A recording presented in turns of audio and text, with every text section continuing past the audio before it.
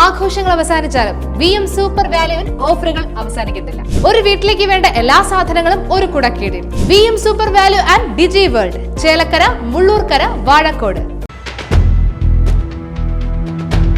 മുൻ Chelakkara block Congress committee president PM അനീഷിന്റെ രാജി തീർത്തും വ്യക്തിപരമെന്ന് T ഗോപാലകൃഷ്ണൻ.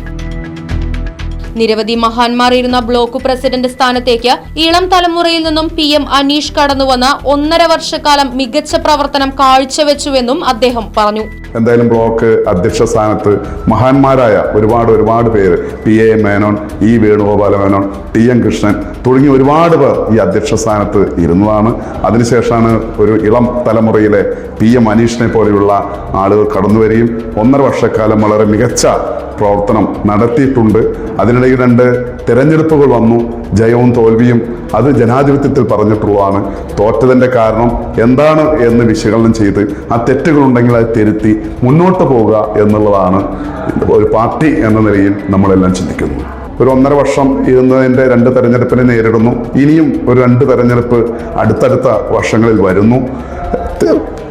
ഒരു 100% മുഴുവൻ സമയ പ്രവർത്തകരെയാണ് ഈ ഇത്തരത്തിലുള്ള ഒരു അധ്യക്ഷ പദവിയിൽ ഇരിക്കേണ്ടത് എന്ന തിരിച്ചറിവിൻ്റെ ഭാഗമായിട്ടാണ് അദ്ദേഹത്തിൻ്റെ വ്യക്തിപരമായ കുറച്ച് വിഷയങ്ങൾ പറഞ്ഞ് തികച്ചും വ്യക്തിപരമായ കാരണങ്ങൾ കൊണ്ട് 100% അധ്യക്ഷ പദവിയിൽ ഇരുന്നുകൊണ്ട് മുഴുവൻ സമയവും പ്രവർത്തിക്കാൻ കഴിയില്ല എന്നുള്ള ഒന്നുകൊണ്ട് മാത്രമാണ് അദ്ദേഹം രാജിക്കത്ത് കൊടുത്തത്.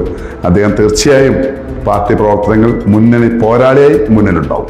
സംഘടനാപരമായി ഏതു വിട്ടുവീഴ്ചയ്ക്കും താൻ തയ്യാറാകുമെന്നും എന്നാൽ പാർട്ടി വിരുദ്ധ പ്രവർത്തനങ്ങൾക്ക് കടുത്ത അച്ചടക്ക നടപടി ഉണ്ടാകുമെന്നും T ഗോപാലകൃഷ്ണൻ കൂട്ടിച്ചേർത്തു. ബ്ലോക്കിന്റെ അധ്യക്ഷൻ എന്ന നിലയിൽ നല്ല രീതിയിൽ പെരുമാറാനും പ്രവർത്തിക്കാനും, എൻ്റെ തെറ്റുകളുണ്ടെങ്കിൽ അത് ചൂണ്ടിക്കാണിച്ചാൽ ആ തെറ്റുകൾ തിരുത്താനുള്ള ഒരു മനസ്സുമായിട്ടാണ് ചേലക്കര ബ്ലോക്ക് കോൺഗ്രസ് കമ്മിറ്റിയുടെ അധ്യക്ഷ സ്ഥാനത്ത് ഇരിക്കുന്നത്. തെറ്റുകളുണ്ടെങ്കിൽ തിരുത്തും, ആ തിരുത്തി നമ്മൾ മുന്നോട്ട് പോകും. ഭൂമിയോളം ഈ പാർട്ടിക്ക് വേണ്ടി താഴണമെങ്കിൽ താഴാനുള്ള മനസ്സും എനിക്കുണ്ട്. പക്ഷേ എല്ലാ അതിർത്തി വരമ്പുകളുണ്ട്, ലക്ഷ്മണ രേഖകളുണ്ട്.